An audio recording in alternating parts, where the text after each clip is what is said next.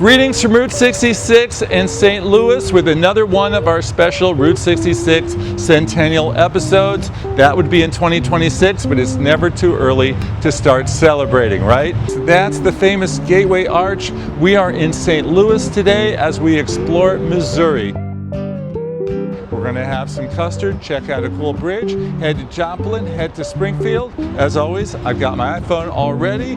I've got it charged up. I've checked my battery. I'm at 100%. I've cleaned the lens. Hopefully you'll do the same. And let's go out there on the open road.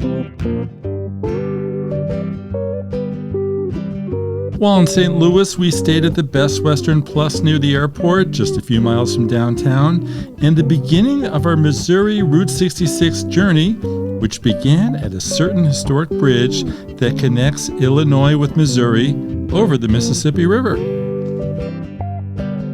So this is the bridge I was telling you about, the old Chain of Rocks Bridge. It's the one that once upon a time would link Route 66, Missouri, over to Illinois on the other side of the road, and now it is a walkers and bikers paradise. They can bike interstate from one end to the other. Notice I called it the old Chain of Rocks Bridge. That's because this one actually closed a long time ago, was left dormant for quite some time, then they reopened it as a public use space. There's a new Chain of Rocks Bridge over there, and if you type that into your navigation, you're going to end up, where am I? Where am I? Be sure to, when you type it in, the old Chain of Rocks Bridge parking lot. You want to make sure to park so that you could walk on over, unless you feel like walking from downtown St. Louis, which is going to be kind of hard because it's all the way over there. It's quite a few miles away. And it's Missouri, it's Illinois, it's Missouri, it's Illinois. You know the way it goes. Route 66, it bends and winds all over the place. But it's a fun place to come visit.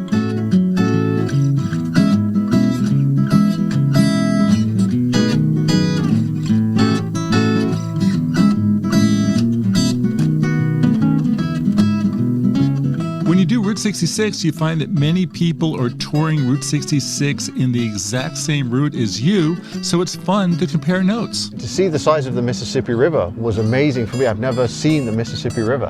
And I didn't understand, I didn't realize till we came to St. Louis that Illinois and Missouri are right on the border, and it's right down, or the border, the state line flows right down the middle of the Mississippi River. Yeah, I didn't So know we didn't know that either. So we have what we found out is East St. Louis and St. Louis.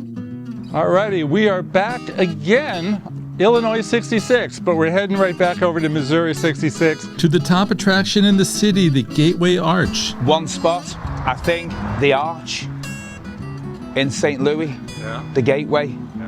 You know, it's iconic in itself. You know, it's not original, but it actually just speaks volumes about America.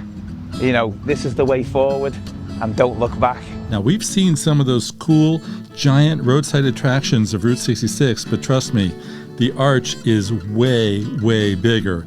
In fact, it's the largest national monument in the United States and the second largest in the world to the Eiffel Tower in Paris.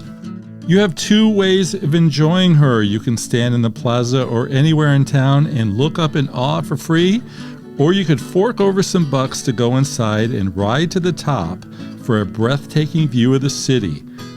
We're photographers, so of course we did just that. Now, once on top, you're 630 feet in the air, looking down at the city over the state capitol, courthouse, and Busch Stadium, where the beloved Cardinals play.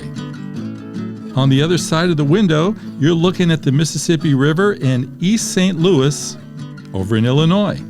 Photography up here is not so easy. You have to lean into the window and put your phone right into it to eliminate reflections. I got my best shots with the 5X telephoto on my iPhone 16 Pro. You can also get cool wide shots, but for me, the telephoto just seemed more unique.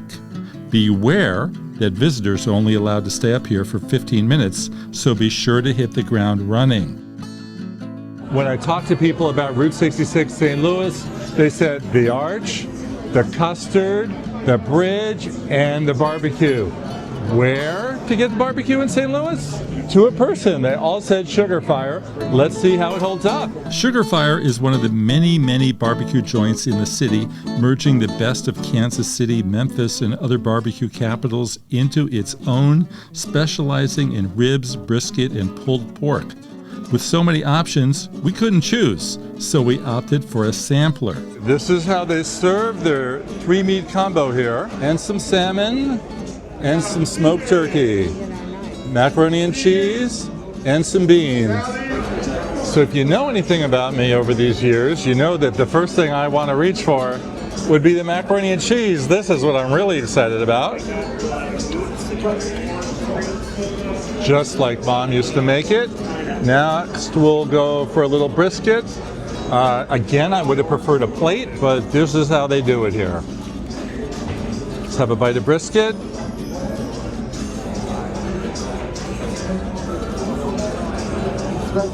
Sauce on it. Very tasty, and probably tastier than the smoked turkey is going to be. Smoked turkey is nothing to write at home about. Let's try a little St. Louis sweet on the turkey. See how that goes.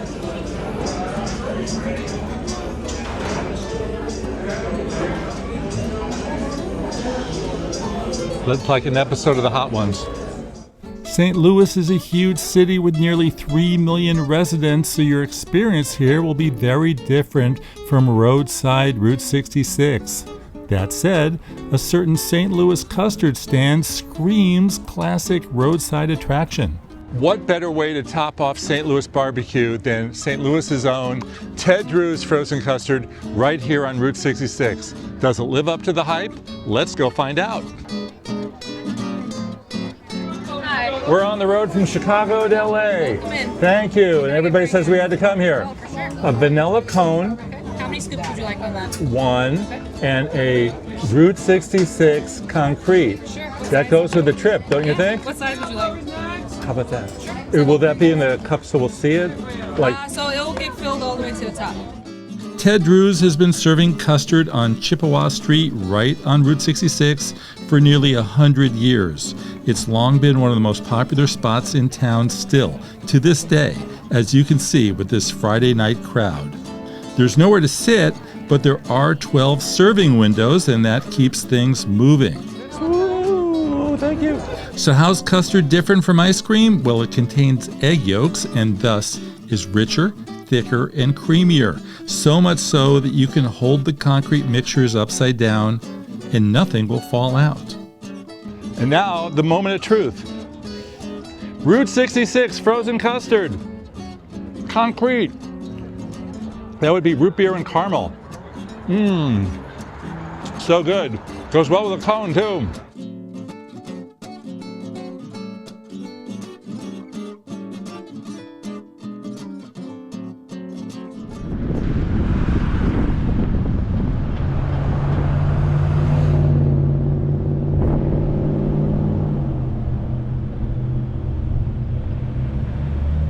All right, we made it to Springfield. Now the big question, how was this city the birthplace of Route 66? Let's go find out. John Sellers from the Springfield Route 66 Museum set us straight. There was talk about what to name this new route, Route 60, Route 62. A local businessman thought Route 66 had a nice sound. He sent a telegram to the powers that be that was sent back to the Colonial Hotel in Springfield, giving their approval. So the naming was made with a telegram from the Colonial Hotel here in Springfield. That's why we say we're the home and the founding place of Route 66. Of all the Route 66 museums up and down the Mother Road, and there are many, this is probably the most elaborate with exhibits from all the states. Why do you think people are still so fascinated with Route 66 99 years later? I've talked to people from all over the world, and the romance of it and the cachet of just getting on and traveling to see what your fortune brought you is what they look forward to. I've talked to people from Brazil, from Russia, from China, from all over the world, and they all are enthralled by the romance of this highway. The local Steak and Shake is not only on display at the museum, but it's just down the street. It's got the original building back from the 50s, and it looks like it did just back then, or at least we'd like to imagine that, right? This is the sort of place you might expect to hear Elvis on a jukebox. And speaking of the king of rock and roll, did you know that he actually has a real, authentic Route 66 connection, and it's right here in Springfield? So Elvis did stay in that room. He was here for a concert. 56, I always want to say 58, but it's 56. He was staying in a different hotel, and he got in a fight with his bandmates, and then his mom was staying here. And of course, he's a mama's boy, so he came over here. Wait till you see this. Come on in. Elvis, Elvis, Elvis, in our pink Cadillac bed. Our pink Cadillac bed that we could also lounge in. Talk about a hunk of love. Tell us about the room. It's beautiful. It's got a jacuzzi in it and a big mural of him, some other pictures, and then the Cadillac bench seat, of course, pink Cadillac. Yeah. So, Any idea on how that came about? Like, where did you find such a thing? so it was made specifically because the owner's brother-in-law, who he owns some other hotels with, he had it made because he's a car buff. So, yeah. Okay. And do people know about the room before they get here? Are they surprised? Oh, yes. They ask for it? Yes. Yeah, in the summertime, it's hard to find a time if you don't book early to get in. So clearly nostalgia is king here in Springfield, Missouri. The only thing it doesn't have is a place in the classic song. You know the song goes straight from St. Louis to Joplin, Missouri. So that, my friends, is our next stop. But first we stop mid-route in rural Carthage, Missouri, home to the classic 66 drive-in movie theater. Still operating 2 days a week on weekends from April to September. What a photo spot, right? Now, a few things you need to know. It's cash only. They will not let you order DoorDash or Uber Eats to snack in the car. You'll have to go to the concession stand for that.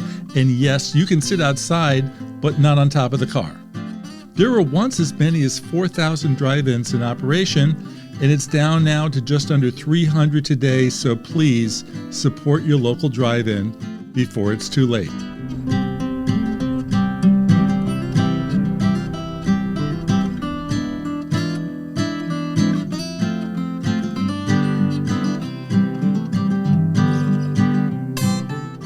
From one great mural to the next, now we are in windy Joplin, Missouri, and there's two big questions that people have when they come to town. Most people, if they've heard of Joplin, has actually been through the Route 66 song. That we get that a lot of times. People will say, "Oh, you look just like in the song."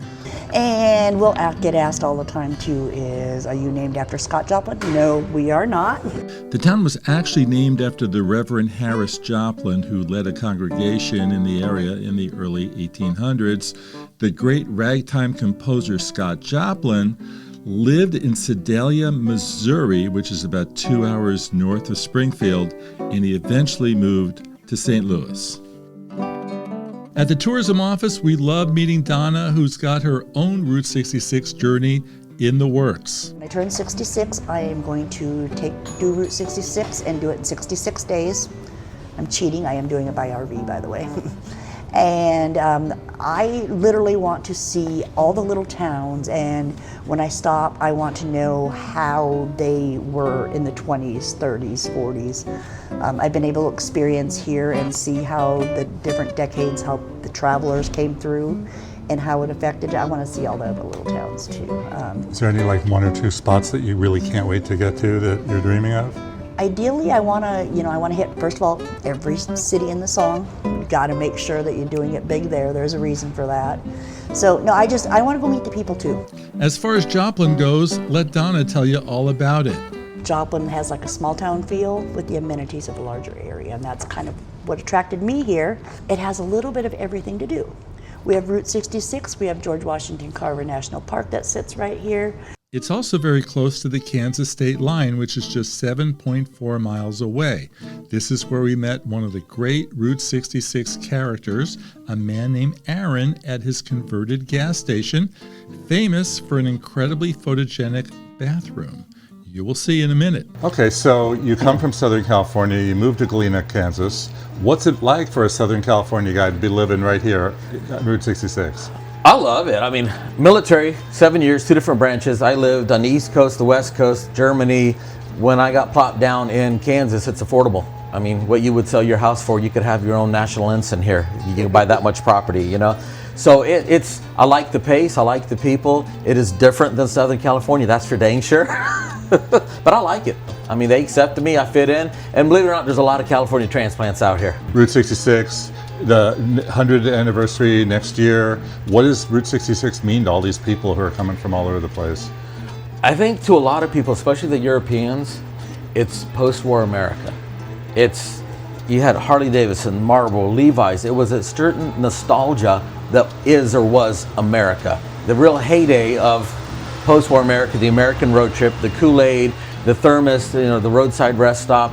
So they're wanting to experience that. The roadside attraction, the kitsch, you know, to try to get you to stop. You know, that's why we have a rockabilly, we have a big boy, we have a giant muffler man, the Texaco guy. It's that roadside America, which is a uniquely American thing. Kansas only has 13 miles in Route 66. You ready? But it's a memorable 13 miles.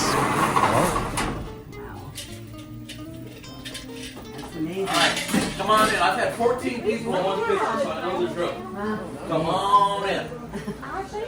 So I wanted a pink restroom. So I have a pink 1952 toilet. I have my pink and white checkerboard floor.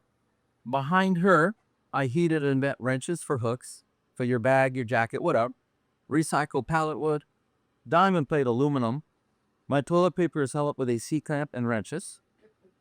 My divider is 1930 Ford Model A hood size. A powder-coated funnel is the urinal. Those right there, these eliminate the guesswork.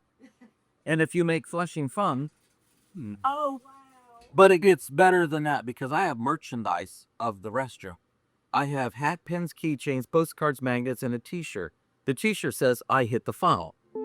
Galena is the easternmost city of the Kansas segment of Route 66 and as always sports cool murals, old buildings, and such. Some 2,700 people live there.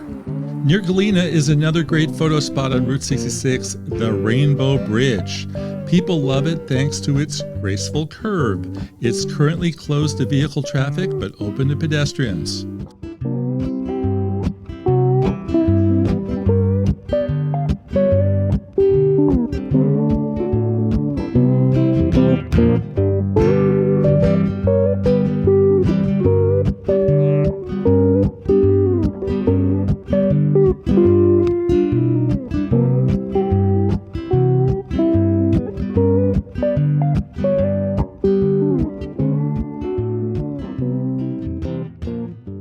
It's time for our photo tip segment where today we're all about photographing Route 66 in Missouri, beginning with St. Louis. Now, a friendly reminder that when you want to photograph a city skyline, you can't do it in the city. You have to go to the other side somewhere. In New York, that's Brooklyn. In San Francisco, that's Treasure Island. In St. Louis, you go to the state of Illinois, to the other side of the river, to East St. Louis.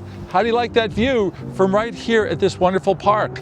To get over to the Malcolm W. Martin Memorial Park, dubbed the Park with a View, you can drive or take an Uber over the bridge, pass by the DraftKings Casino, and it's just 2 miles away from downtown.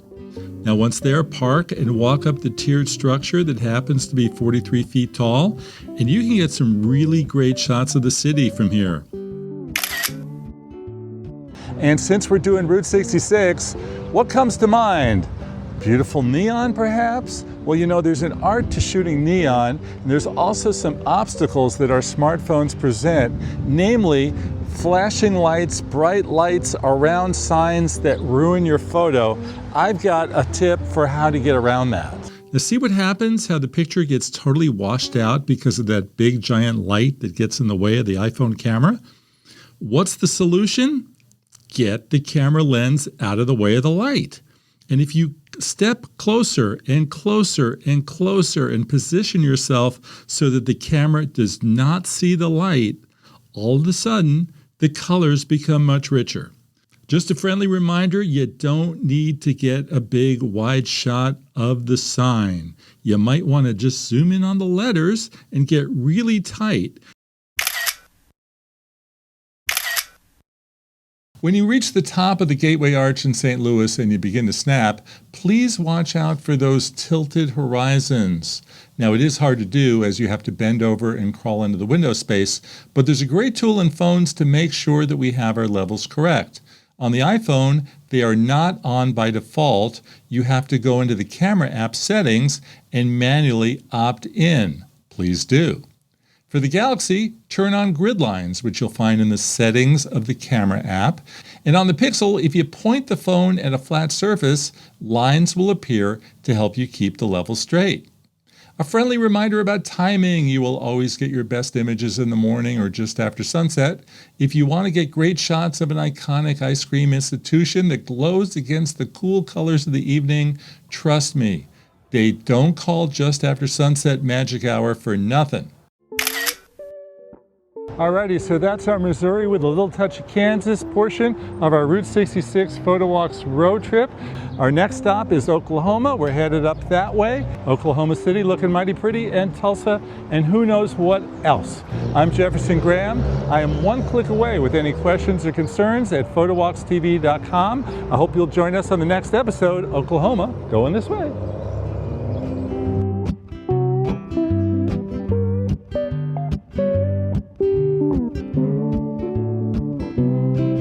Thank you.